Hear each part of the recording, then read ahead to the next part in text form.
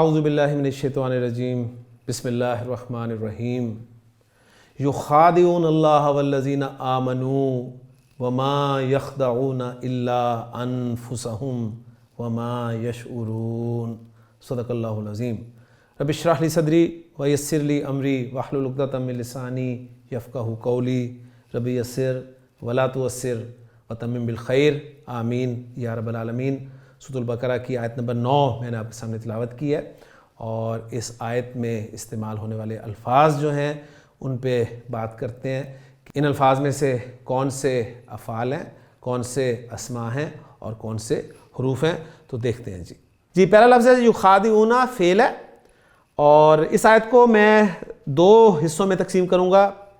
جب 2 حصوں میں تقسیم کر لوں گا تو پھر پہلے حصے کے اعتبار سے جو الفاظ آئیں گے ان پہ انشاءاللہ تعالیٰ پھر ہم بات کریں گے۔ پہلے اس وقت ہم افعال، اسماء اور حروف کو دیکھ لیں جی۔ یخادعون فعل ہے، اللہ اسم ہے، واو حرف ہے، الذین اسم موصول، آمنو فعل، وقف آ گیا، وقف کی علامت جیم جائز، واو حرف، ما پھر حرف ہے، یخدعون فعل آ گیا، الا حرف، انفسہم 2 اسماء کا مجموعہ مرکب اضافی، اور واو پھر حرف، ما حرف، اور یشعرون فعل۔ تو اس آیت کو، آیت نمبر 9 کو میں 2 حصوں میں تقسیم کر رہا ہوں۔ ایک حصہ ہوگا جی یخادعون اللہ والذین آمنوا، اور دوسرا حصہ ہوگا وما یخدعون الا انفسہم وما یشعرون۔ تو یعنی دوسرے حصوں کو بھی ہم فردر 2 حصوں میں تقسیم کر سکتے ہیں، لیکن میں وقف، علامت وقف جو ہے جیم، اس کے اعتبار سے اس آیت کو 2 حصوں میں تقسیم کر رہا ہوں۔ تو پہلے حصے کی طرف چلتے ہیں جی۔ پہلا حصہ جی یخادعون اللہ والذین آمنوا۔ یخادعون فعل استعمال ہوا ہے، اس فعل کا مادہ کیا ہے، باب کیا ہے، اس پہ بات کرتے ہیں، لیکن جتنا کام آپ خود کر سکتے ہیں میں پہلے اس کی طرف آپ کی توجہ جو ہے وہ دلا دوں۔ علامت مضارع آپ کو پیش والی نظر آ رہی ہے جی۔ علامت مضارع جب بھی پیش والی ہوگی 4 پاسبلٹیز ہو سکتی ہیں، 4 پاسبلٹیز۔ نمبر 1، یہ مجہول کا صیغہ ہو سکتا ہے، مجہول کا صیغہ، چاہے ثلاثی مجرد سے ہو چاہے ثلاثی مزید فی سے ہو، اس کی کوئی قید نہیں ہے۔ ہاں پتہ آپ کو چلے گا اس وقت جب عین کلمہ پر زبر ہوگی، تو یا علامت مضارع ہو گئی، اور اونا، یہ جو ہے آپ کو پتہ ہے اونا کی آواز، واو اور نون جو ہے تو جمع کی علامت ہے، جمع مذکر کی علامت ہے، اس کو بھی نکال دیا۔ تو اب آپ کے پاس دیکھیں خا، دال اور عین، 3 حروف نکل آئے مادے کے، اور جو عین کلمہ ہے اس پہ زبر نہیں ہے، لہٰذا یہ آپ کا فعل مجہول نہیں ہے، نکل گیا ادھر سے۔ دوسری پاسبلٹی ہو سکتی ہے علامت مضارع یا کی پیش کے ساتھ کہ یہ باب تفعیل ہوگا۔ باب تفعیل ہم اس وقت مانیں گے جب ہمارے پاس خا، دال، عین میں سے کوئی حرف ہمیں مشدد نظر آئے گا، یعنی کوئی حرف سے مراد ہے وہ عین کلمہ مشدد ہوتا ہے نا، تو عین کلمہ اگر مشدد ہوگا تو ہم اسے باب تفعیل مانیں گے، یہ باب تفعیل بھی نہیں ہے۔ اس کے بعد پاسبلٹی ہے علامت مضارع یا کی پیش کے ساتھ کہ یہ باب مفعلہ ہو سکتا ہے اگر ہمیں الف نظر آ جائے گا۔ آپ کہیں گے یہاں پر ہمیں الف نظر نہیں آ رہا، لیکن یہ جو کھڑی زبر آپ کو خا کے اوپر نظر آ رہی ہے یہ کیا ہے؟ خا پر کھڑی زبر ہو تو اس کا مطلب ہے یہ خا زبر الف خا، تو ایک الف آ گیا، الف آ گیا تو یہ باب مفعلہ بن گیا، تو یہ باب مفعلہ ہے۔ اگر یہ بھی نہ ہوتا تو ہم نے چوتھی اور آخری پاسبلٹی فوراً بغیر تحقیق کیے کہہ دینی تھی کہ یہ باب افعال ہے۔ جب یہ علامت مضارع پیش والی ہوگی تو آپ نے 4 پاسبلٹیز کو سامنے رکھنا ہے اور رزلٹ نکالنا ہے، تو یہ آپ کا باب مفعلہ ہے خا، دال، عین مادے سے۔ باقی آگے کوئی لفظ ایسا نہیں ہے، آمنو پہ ہم پہلے بھی بات کر چکے ہیں، لیکن مزید میں آپ کے سامنے اس کو رکھ دوں کہ اس کا مادہ اور باب کے حوالے سے کچھ انفارمیشن جو میں نے ڈکشنری لطف الرحمن خان صاحب کی ڈکشنری اس سے آپ کے لیے کاپی کی ہے۔ دیکھیں خا، دال، عین مادہ، اور آگے انہوں نے دیکھیں شروع میں 9 بھی لکھا ہوا ہے، یعنی آیت نمبر 9 کے حوالے سے ہے۔ باب فتح یفتح سے استعمال ہوتا ہے ثلاثی مجرد میں، خدع یخدع، اس کے معنی ہوتے ہیں خدعن، اس کے معنی بھی دھوکہ دینا کے ہوتے ہیں۔ یہ اس لیے میں انفارمیشن لے کے آیا ہوں آپ کے لیے تاکہ اسی آیت میں ایک یخادعون کا لفظ استعمال ہوا ہے اور ایک یخدعون کا لفظ استعمال ہوا ہے، تو جو یخدعون ہے دوسرا وہ ثلاثی مجرد خدع یخدع سے ہے، دھوکہ دینا، اور اس کے لیے آیت کا ریفرنس بھی انہوں نے دے دیا اور آیت بھی دے دی ہے، سورۃ الانفال کی آیت وَإِن يُرِيدُوا أَن يَخْدَعُوكَ، اور اگر وہ لوگ ارادہ کریں کہ وہ لوگ دھوکہ دیں گے آپ کو۔ اچھا، اسی سے ثلاثی مجرد سے خادعون اسم الفاعل بنتا ہے، کیونکہ آپ کو پتہ ہے ثلاثی مجرد سے اسم الفاعل جو ہے وہ فاعل کے وزن پہ بنتا ہے. اسم الفاعل ہے دھوکہ دینے والا، وَهُوَ خَادِعُهُمْ. سورہ نساء کی آیت ایک انہوں نے ذکر کیا، اور وہ دھوکہ دینے والا ہے ان لوگوں کو. باب مفعلہ سے جب یہ آتا ہے تو خادع یخادع، یہاں پر اب دیکھیں زبر نہیں ڈلی ہوئی، تو یہ انڈرسٹوڈ ہے کہ الف سے پہلے ہمیشہ زبر ہی ہوگی. خادع یخادع خداعا، یعنی باب مفعلہ کے دو مصدر آتے ہیں نا، مفعلتن یا فعالن. تو یہاں پر مصدر خداعا اس کے معنی ہے دوسرے کو دھوکہ دینے کی کوشش کرنا، کیونکہ باب مفعلہ میں آپ کو پتہ ہے کہ ایک کشمکش ہوتی ہے، ٹھیک ہے، اور دو کم از کم انوالو ہوتے ہیں. دوسرے کو دھوکہ دینے کی کوشش کرنا، اور اس کے لیے ایگزامپل انہوں نے وہ یہ رکھی ہے کہ یخادعون اللہ والذین آمنوا، وہ لوگ دھوکہ دینے کی کوشش کرتے ہیں اللہ کو اور ان کو جو ایمان لائے. تو چلتے ہیں آیت کی طرف. یخادعون اللہ والذین آمنوا، یخادعون فعل سیکھا کون سا ہے؟ پہلا یا چوتھا ہے؟ پہلا چوتھا نہیں ہے. جب پہلا یا چوتھا سیغہ نہیں ہوگا، کوئی اور سیغہ ہوگا، تو اس کا فاعل آپ نے فوراً ساتھ بول دینا ہے. تو یخادعون فعل اور فاعل، فعل با فاعل. اللہ مفعول منصوب آ رہا ہے، واو عاطفہ، الذین اسم موصول آ رہا ہے، اور اسم موصول جب بھی آئے گا آگے اس کا صلہ آئے گا، لہٰذا الذین آمنوا موصول اور صلہ، آمنوا آمنا یؤمنو ایمانن سے ماضی کا صیغہ ہے. تیسرا صیغہ ہے آمنا آمنو وہ ایمان لائے، الذین آمنوا وہ لوگ جو ایمان لائے یعنی ایمان والے. تو الذین اسم موصول ہے، اسم موصول مبنی ہوتا ہے، اور جب ہم اسے معطوف بنا رہے ہیں تو ظاہر بات ہے اللہ پر عطف کر رہے ہیں، تو اللہ معطوف علیہ چونکہ منصوب ہے، واحد اسم کی منصوب جو ہے وہ زبر کے ساتھ شو ہوتی ہے، لہٰذا الذین کو بھی یہاں ہم محلن، کیونکہ مبنی اسم ہے، مبنی اسم کا اعراب محلن آتا ہے، ٹھیک ہے، چاہے مبنی اسم ہو چاہے مبنی جملہ ہو، جملہ مبنی ہی کنسیڈر کیا جاتا ہے، میں آپ کو بتا چکا ہوں. تو موصول اور صلہ مل کر یہ معطوف بن جائے گا. اللہ اس معطوف علیہ اپنے معطوف علیہ سے مل کر یخادعون فعل کے لیے مفعول بن گیا، یخادعون فعل اپنے فاعل اور مفعول سے مل کر جملہ فعلیہ ہو گیا. تو یہ حصہ جو ہے اتنا الحمدللہ ہمارا اینالائز ہو گیا. چلتے ہیں جی اب اگلے حصے پر. وما یخدعون الا انفسہم. اب یہاں پر یخدعون فعل پر ہم بات پہلے کر چکے ہیں، خا دال عین مادہ، خدا یخدع باب فتح سے دھوکہ دینا، اور باب مفعلہ میں آ گیا دھوکہ دینے کی کوشش کرنا. کلیئر ہو گیا؟ اس جملے کو ذرا میں آپ کے سامنے رکھتا ہوں جی دوسرے طریقے سے. یخدعون فعل اور فاعل ہے، میں یخدعون کو استعمال کر رہا ہوں جی فعل اور فاعل کے طور پہ. یخدعون وہ دھوکہ دیتے ہیں، کس کو دھوکہ دیتے ہیں؟ آگے مجھے مفعول چاہیے، لہٰذا مفعول جو ہے وہ میرا منصوب ہوگا انفسہم. ضمیر متصل جب بھی اسم کے ساتھ آئے گی تو کنسٹرکشن مضاف مضاف الیہ بنے گی 100%، یہ سمجھ لیجئے. ضمیر متصل جب فعل کے ساتھ آئے گی تو وہ ضمیر متصل اس فعل کے لیے مفعول بنے گی. جب بھی اسم کے ساتھ آئے گی ضمیر متصل تو وہ ترکیب جو ہے وہ مضاف مضاف الیہ کی ترکیب بنے گی. تو انفسہم یہ مضاف مضاف الیہ کی ترکیب ہے، اور یہ انفسہم آپ کا یخادعون کے لیے مفعول بن گیا. یخادعون انفسہم وہ دھوکہ دیتے ہیں اپنے آپ کو. کلیئر ہو گیا؟ سمپل جملہ تھا. اب اس جملے میں حصر پیدا کرنا چاہتا ہوں. میں کہنا چاہتا ہوں کہ وہ اپنے آپ کو ہی دھوکہ دے رہے ہیں. حصر پیدا کرنے کے مختلف اسالیب ہیں عربی زبان میں. انما کے ذریعے بھی حصر پیدا کیا جا سکتا ہے. انما جملہ اسمیہ کے شروع میں بھی آ سکتا ہے اور جملہ فعلیہ کے شروع میں بھی آ سکتا ہے. انما انا نذیر مبین، ٹھیک ہے، جملہ اسمیہ کے شروع میں آ گیا. انما یخش اللہ من عبادہ العلماء، جملہ فعلیہ کے شروع میں آ گیا. تو انما کے ذریعے حصر پیدا کیا جا سکتا ہے، اور انما جملہ اسمیہ کے شروع میں بھی آ سکتا ہے اور جملہ فعلیہ کے شروع میں بھی آ سکتا ہے. کلمہ حصر ہے. حصر پیدا کرنے کا ایک طریقہ یہ ہے کہ حرف نفی اور الا کو لایا جائے.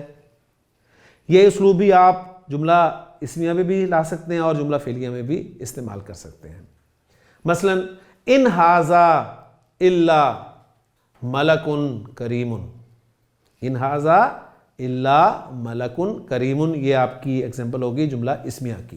جملہ فعلیہ کی ایگزامپل حرف نفی اور الا کے ساتھ یہاں پر ہم دیکھیں گے ما آپ کا حرف نفی ہے، شروع میں لائیں اور مفعول سے پہلے الا لے آئیں، تو ما حرف نفی اور الا سے حصر پیدا ہو گیا، ما یخدعون الا انفسہم، نہیں وہ دھوکہ دے رہے مگر اپنے آپ کو، یعنی وہ اپنے آپ کو ہی دھوکہ دے رہے ہیں اور کسی کو دھوکہ نہیں دے رہے۔ تو حرف نفی اور الا کے ساتھ آپ جملہ اسمیہ میں بھی حصر پیدا کر سکتے ہیں اور جملہ فعلیہ میں بھی حصر پیدا کر سکتے ہیں۔ باقی ایک اسلوب جو ہے کہ تقدیم ما حقہ التاخیر یفید الحصر والکسر والتخصیص، یعنی وہ چیز جس کا حق تھا بعد میں آنا اسے آپ اٹھائیں اور اس کو پہلے لے آئیں تو اس سے بھی حصر پیدا ہو جاتا ہے۔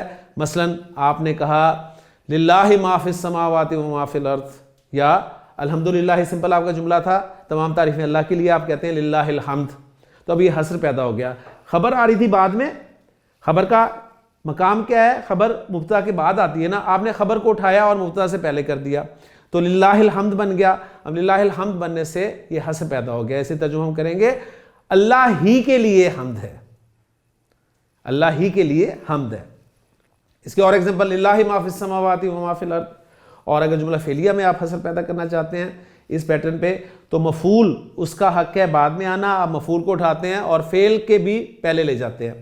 مثلا ایاک نعبد و ایاک نستعین، اب یہ اصل میں جملہ کیا تھا؟ نعبدو کا، آپ نے کا کو اٹھایا، فعل سے بھی پہلے لے آئے اور کا ایا کی سپورٹ کے ساتھ آ گیا تو بن گیا ایاک نعبدو، ہم صرف تیری عبادت کرتے ہیں، یعنی ہم تیری ہی عبادت کرتے ہیں۔ تو یہ حصر پیدا کرنے کے عربی زبان میں مختلف اسالیب ہیں، جن میں سے ایک اسلوب یہ ہے کہ آپ حرف نفی اور الا کو استعمال کریں، اور ما کے بعد جب بھی الا آئے گا، اکثر سوال کرتے ہیں اسٹوڈنٹس کے جی ہمیں پتہ نہیں چلتا کہ ما موصولہ ہے، ما نافیہ ہے، یہ ما استفہامیہ ہے، کیسے پتہ چلے گا؟ تو ما نافیہ کی ایک موٹی پہچان یہ ہے کہ ما کے بعد اگر آپ کو کہیں الا نظر آ رہا ہو جملے میں تو وہ ما نافیہ ہی ہوگا، ٹھیک ہے؟ اور الا کے ساتھ جب آ رہا ہوگا تو وہ حصر کے لیے استعمال ہو رہا ہوگا۔ یہاں پر الا ایکسیپشن کے لیے نہیں استعمال ہوا، کیونکہ الا حرف استثناء اس وقت ہوتا ہے جب آپ پیچھے حکم میں سے کسی کو نکال رہے ہوتے ہیں، ٹھیک ہے نا؟ اس کے لیے مستثنیٰ منہ بھی مذکور ہونا چاہیے اور کلام بھی موجب ہونا چاہیے، اور پھر اس کے بعد مستثنیٰ جو ہے وہ منصوب ہوتا ہے۔ یہ سب چیزیں الحمدللہ آپ پڑھ چکے ہیں۔ تو وما یخدعون الا انفسہم، نہیں دھوکہ دے رہے مگر اپنے آپ کو، اور اس کے بعد آگے فرمایا وما یشعرون، واو عاطفہ کر لیں، ما یشعرون، یہ جو ما ہے یہ کون سا ما ہے؟ فعل مضارع کے پہلے آ رہا ہے۔ نارملی فعل مضارع کی نفی کے لیے لا استعمال ہوتا ہے، آپ کو پتہ ہے، لیکن چونکہ فعل مضارع میں دو مفاہیم ہو سکتے ہیں، حال کا بھی اور مستقبل کا بھی، تو نوٹ کر لیں اچھی طرح کہ فعل مضارع کی نفی اگر آپ نے کرنی ہے اور فعل مضارع کو آپ حال کے معنی میں استعمال کرنا چاہ رہے ہیں، ٹھیک ہے، تو اس وقت آپ فعل مضارع کی نفی کے لیے ما کو استعمال کریں گے۔ کلیئر ہو گیا؟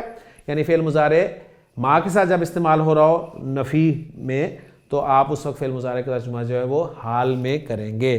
ما یشعرون، اور وہ شعور نہیں رکھ رہے، انہیں شعور نہیں ہے۔ یشعرون، مادہ آپ نکالنا چاہتے ہیں تو میں نے طریقہ آپ کو بتایا ہے، واو نون جمع کا صیغہ کے حروف ہیں، علامت مضارع یا ہٹا دیں تو آپ دیکھیں گے شین، عین اور را، یہ تین حروف آپ کے مادے کے نکل آئے۔ عین کلمہ پر پیش ہے تو ثلاثی مجرد ہی ہے، عین کلمہ پر پیش مضارع میں دو بابوں میں آتی ہے، نصر ینصرو اور کرما یکرمو میں، ٹھیک ہے نا؟ دیکھیں یکرمو ینصرو، باقی جو چار باب ہیں اس میں عین کلمہ پیش کے ساتھ نہیں ہوتا، تو یا یہ باب نون ہے یا باب کاف ہے، یہ آپ اپنی محنت سے الحمدللہ یہاں پر پہنچ گئے۔ کنفرم ڈکشنری کرے گی، لیکن آپ کو یہ بھی پتہ ہے کہ جو باب کرما یکرمو ہوتا ہے اسے تمام کے تمام افعال جو ہیں وہ لازم آتے ہیں، اس سے متعدی فعل کوئی نہیں آتا، ٹھیک ہے؟ تو یہ بھی ایک پہچان ہوگی نصر ینصرو اور باب کرما یکرمو کی، لیکن کنفرم آپ نے ڈکشنری سے ہی کرنا ہے۔ تو جب آپ ڈکشنری میں گئے تو وہاں آپ کو پتہ چل گیا جی شین عین را باب نون سے استعمال ہوا ہے، شعر یشعرو شعرن اور شعرن دو مصادر کے ساتھ آ رہا ہے، ایک ہے شعرن اور دوسرا شعرن۔ اسی اعتبار سے معنی میں فرق ہوگا، شارن جب اس کا مصدر ہوگا تو اس کے معنی ہوں گے کسی چیز میں بال بھرنا یا لگانا. دوسرے معنی اس کے ہو سکتے ہیں بال کی طرح باریک علم حاصل کرنا, محسوس کر کے کسی چیز کا ادراک حاصل کرنا یعنی شعور رکھنا. اور تیسرے معنی اس کے ہوں گے علم لطیف میں کلام کرنا یعنی شعر کہنا. کلیئر ہو گیا؟ وما یخدعون الا انفسهم وما یشعرون ایگزامپل بھی انہوں نے دی ہے. حالانکہ وہ دھوکہ نہیں دیتے مگر اپنے جیوں یعنی اپنے آپ کو اس حال میں کہ وہ لوگ ادراک حاصل نہیں کرتے. تو جو ادراک حاصل کرنا ان معنی میں استعمال ہوا ہے. شعر اس کی جمع اشعار. اب اشعار ہم استعمال کرتے ہیں شعر کی جمع کے لیے بھی, وہ بھی نیچے آ رہا ہے. شعر جمع اشعار اسم ذات ہے, اس کے معنی ہے بال کے لیے شعر کا لفظ استعمال ہوتا ہے اور اس کی جمع بھی اشعار ہوتی ہے. اور ایگزامپل سورہ نحل کی دے وَمِنْ أَصْوَافِهَا وَأَوْبَارِهَا وَأَشْعَارِهَا اساسا. شعر کا لفظ جو ہے اس کی جمع اشعار آتی ہے, یہ بھی اسم ذات ہے. موضوع کلام یعنی شعر. وَمَا عَلَّمْنَاهُ الشِّعْرَ وَمَا يَنبَغِي لَهُ. کلیئر ہو گیا؟ اور اسی سے اسم الفاعل بنتا ہے شاعر اور اس کی جمع آتی ہے شعراء, شعر کہنے والا. تو ماشاءاللہ بہت محنت کی ہے اس ڈکشنری میں. میں اس لیے اسے بار بار ذکر کرتا ہوں کہ اس میں ایک تو صرف وہی مادے ڈسکس کیے گئے ہیں جو قرآن مجید میں استعمال ہوئے ہیں, افعال استعمال ہوئے ہیں, اسماء استعمال ہوئے ہیں. تو اس کے علاوہ اور جن معنی میں قرآن مجید میں استعمال ہوئے ہیں انہی کو فوکس کیا گیا ہے. ٹھیک ہو گیا؟ تو الحمدللہ یہ بھی ہمارے سامنے معلومات جو ہیں وہ آ گئیں. تو اب دیکھتے ہیں ہم جو ہم نے آیت کی ہے اس کا اعراب جو ہے یا جملے جو اس میں استعمال ہوئے ہیں ان کا اعراب کیا تھا. تو یخادعون اللہ والذین آمنوا وما یخدعون الا انفسهم وما یشعرون. جملہ یخادعون استنافیہ, انہوں نے کہا جی استنافیہ بنا دیں, اور جب جملہ استنافیہ ہوگا تو اس کا لا محل لہا, اس کا کوئی اعراب نہیں ہوگا. جملہ ما یخدعون وما یخدعون یہ حالیہ کر لیں, انہوں نے کہا اس کو حالیہ بنا لیں. حالانکہ وہ نہیں دھوکہ دے رہے مگر اپنے آپ کو. من الواو فی یخادعون, یخادعون کے اندر جو واو فاعل ہے نا یعنی ہم کی ضمیر وہ ذوالحال ہے, اور اس کے لیے یہ جملہ جو ہے وہ حال بن کر آ رہا ہے. یخادعون وہ دھوکہ دینے کی کوشش کر رہے ہیں اور ان کا حال یہ ہے کہ وہ اپنے آپ کو دھوکہ دے رہے ہیں. ٹھیک ہو گیا؟ اور وہ جملہ وما یشعرون, تین جملے استعمال ہوئے تھے نا, تو وما یشعرون حالیہ, یہ بھی انہوں نے کہا جی حالیہ بنا لیں. اور یخدعون میں جو واو ہے, یخدعون کی جو واو ہے یعنی ہم کی ضمیر اس سے حال ہے وما یشعرون, اور انہیں شعور نہیں ہے. تو یہ جملہ جو حالیہ بن رہا ہے وہ محل نصب ہوگا, یہ بھی اور پچھلا والا بھی. اور یہ جملہ جو تھا آمنو, اس کو آپ جانتے ہیں الذین کے بعد آ رہا ہے, اسم الموصول کے بعد آ رہا ہے. تو موصول کے بعد جو بھی جملہ ہوتا ہے وہ صلہ ہوتا ہے اور اس کا بھی کوئی اعراب نہیں ہوتا. اس جملے کا اعراب بھی آپ کے سامنے آ گیا, محلاً منصوب ہے. اور ما یخدعون الا انفسہم, اس جملے کو انہوں نے واو کے ذریعے حالیہ بنا دیا, اور یہ کس کے لیے حال بنا ہے؟ یہ اس واو کے لیے حال بنا ہے. اور پورا جملہ جو ہے وہ انہوں نے استنافیہ بنا دیا. اب اس کا ہم ترجمہ دیکھتے ہیں. جی یخادعون اللہ والذین آمنوا, اللہ سے دھوکہ بازی کرتے ہیں. اب میں لفظی ترجمہ رکھ رہا ہوں آپ کے سامنے کیونکہ بعضوں کا ترجمے میں اس لیے بھی میں اوائڈ کرتا ہوں کہ بہت سارے لوگوں کو پھر اعتراضات بھی ہو جاتے ہیں جی ترجمہ اس طرح کا کیا گیا ہے. حالانکہ میں خود ترجمہ نہیں کر رہا, جو ہمارے علماء نے ترجمے کیے ہیں وہی میں آپ کے سامنے رکھ رہا ہوں. باقی میں تفصیل آپ کو دوں گا کہ اس سے مراد کیا ہے. تو لفظی ترجمہ اور ہے, باقی اس کی تفصیل انشاءاللہ تعالی ہم دیکھتے ہیں. تو پہلے میں لفظی ترجمہ رکھ دوں کہ اللہ سے دھوکہ بازی کرتے ہیں اور ان لوگوں سے جو ایمان لائے. حالانکہ, اب حالانکہ آ گیا نا وما یخدعون الا انفسہم, تو واو حالیہ کا ترجمہ آ گیا. وہ اپنی جانوں کے سوا کسی کو دھوکہ نہیں دے رہے. یہ دیکھیں جو دے رہے آ رہا ہے نا, یہ ما یخدعون کے ساتھ آ رہا ہے. تو وہی جو پوائنٹ میں نے بتایا تھا نا وما یشعرون, تو یہاں بھی آپ دیکھیں فعل مضارع سے پہلے ما لگا ہے, حرف نفی. لا لگتا تو یہ جملہ ایسے بھی ہو سکتا تھا ولا یخدعون الا انفسہم. ٹھیک, تو فعل مضارع کی نفی کے لیے لا لگتا ہے, لیکن ما لگا تو پتہ چلا کہ یہاں بھی حال میں ترجمہ کیا جا رہا ہے, اور وہ شعور نہیں رکھتے, اور وہ شعور نہیں رکھتے. یہاں پر انہوں نے واو کو حالیہ نہیں قرار دیا بلکہ اور کے ساتھ اس کا ترجمہ انہوں نے رکھا ہے. تو انشاءاللہ یہ چیزیں آپ کے علم میں آئیں گی انشاءاللہ تعالیٰ۔ اب یہاں پر کچھ سوالات پیدا ہوتے ہیں کہ اللہ سے دھوکہ بازی کرتے ہیں یا اللہ کو دھوکہ دینے کی کوشش کرتے ہیں، اس سے مراد کیا ہے؟ تو چند چیزیں میں آپ کے سامنے تفسیر میں سے رکھنا ضروری سمجھتا ہوں۔ پہلی بات یہ کہ الخدع، یہ جو خاد العین اس سے لفظ بنا ہے الخد، اس کے معنی کسی دوسرے کے سامنے اپنے مخفی مکروہ ارادے کے خلاف کسی چیز کا اظہار کرنا ہے، یہ اس کے لفظی معنی کیے گئے ہیں دوسری ڈکشنری میں۔ عربوں کا قول ہے کہ خدع الذب، الذب کہتے ہیں گو کو، تو خدع الذب، گو نے شکاری کو دھوکہ دیا، گو نے شکاری کو دھوکہ دیا۔ اب وہ دھوکہ کیسے دیتی ہے گو؟ آپ جانتے ہیں جب وہ اپنے بل میں چھپ جاتی ہے تو شکاری کو دھوکہ دے کر دوسرے سوراخ سے نکل جاتی ہے، یعنی ایک سوراخ، دو منہ ہوتے ہیں نا اس کے بل کے، ایک میں سے وہ داخل ہوتی ہے تو شکاری سے انتظار میں ہوتا ہے کہ باہر نکلے گی، لیکن وہ دوسرے سوراخ سے نکل جاتی ہے، تو گویا اس نے اسے دھوکہ دے دیا۔ تو گویا اس کے معنی ہے، اصل معنی چھپانا۔ ان کا اللہ تعالیٰ کو دھوکہ دینے کا مطلب کیا ہے؟ اللہ کو دھوکہ دیا نہیں جا سکتا، اس کا مطلب ہے کہ اللہ کے رسول کو دھوکہ دینا۔ تو یخادعون اللہ والذین آمنوا کا معنی ہے یخادعون رسول اللہ والذین آمنوا، یعنی یہاں پر رسول کا لفظ محذوف ہے، مضاف محذوف ہے۔ گویا اس کا مطلب یہ ہوا کہ وہ اللہ کے رسول اور ایمان والوں کو دھوکہ دینے کی کوشش کر رہے ہیں۔ اب اس کا مطلب یہ بھی ہو سکتا ہے کہ ان کا رسول کریم صلی اللہ علیہ وسلم کے ساتھ دھوکہ آمیز معاملہ حقیقت میں اللہ تعالیٰ کے ساتھ ہی ہے۔ کیسے؟ کیونکہ آپ اللہ تعالیٰ کے خلیفہ اور قائم مقام ہیں، اس لیے اللہ تعالیٰ نے ارشاد فرمایا، یہ میں تفسیر سے پڑھ رہا ہوں آپ کے سامنے، من یطع الرسول فقد اطاع اللہ، یعنی قرآن کی آیات اس بات پہ دلیل ہیں کہ من یطع الرسول فقد اطاع اللہ، جس نے رسول صلی اللہ علیہ وسلم کی اطاعت کی اس نے اللہ کی اطاعت کی۔ تو گویا آپ صلی اللہ علیہ وسلم کی اطاعت اصل میں کس کی اطاعت ہے؟ اللہ کی اطاعت ہے۔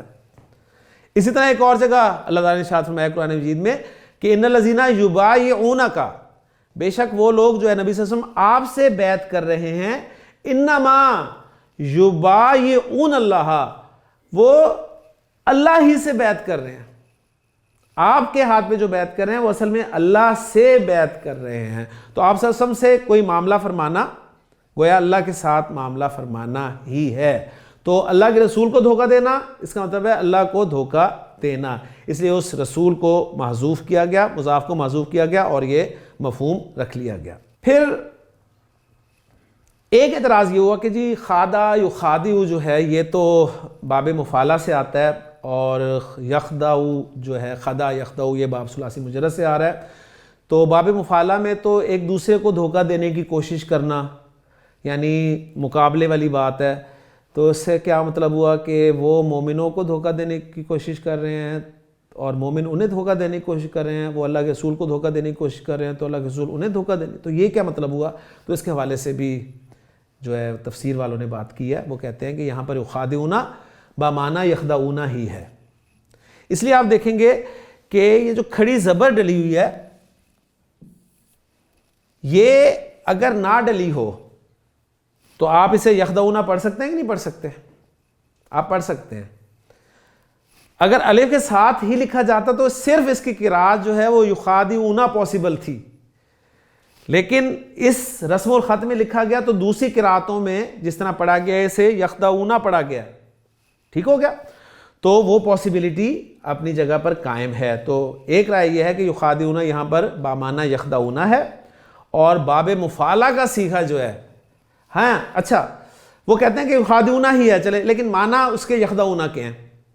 ایک چیز ایک تو یہ ہوگی نا کہ یہاں پر اسے یخدعون ہی پڑھا جائے، لیکن ہمارے ہاں جو قراءت پڑھی جاتی ہے حفص کی قراءت، تو اس میں یخادعون ہی پڑھا گیا نا یہاں پر، ہاں دوسری قراءتوں میں سے اور بھی پڑھا گیا، تو ہماری قراءت میں جو یخادعون پڑھا گیا ہے معنی کے اعتبار سے یہ یخدعون ہی ہے، اور باب مفعلہ کا صیغہ جو استعمال کیا گیا وہ مبالغے کے لیے استعمال کیا گیا، کیونکہ مقابلہ جو ہے اس کا فعل زیادہ بلیغ ہوتا ہے، یا یہ حقیقی معنی میں ہے، اس کی صورت یہ ہوگی کہ انہوں نے کفر کو چھپا کر اسلام کو ظاہر کر کے اللہ کے ساتھ جو معاملہ کیا، اللہ تعالیٰ نے ان پر اسلام کے احکام جاری فرمائے، حالانکہ وہ کفار سے بھی زیادہ خبیث تھے، پھر رسول اللہ صلی اللہ علیہ وسلم اور مومنین نے اللہ تعالیٰ کے حکم کی پیروی میں ان کے حالات کو مخفی رکھا اور ان پر تمام اسلامی احکامات جاری فرمائے، تو اللہ تعالیٰ کا ان کے ساتھ یہ معاملہ بھی ان کے معاملے جیسا تھا، اس لیے مفعلہ کا صیغہ ذکر فرمایا جو اشتراک کا خاصہ رکھتا ہے۔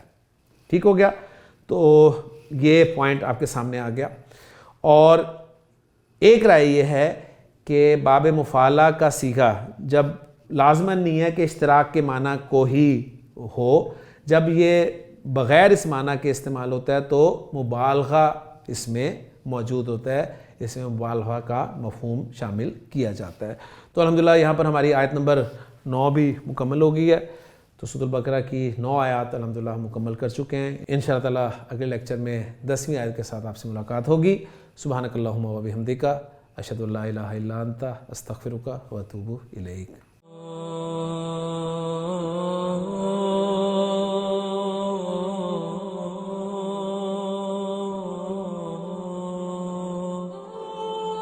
Oh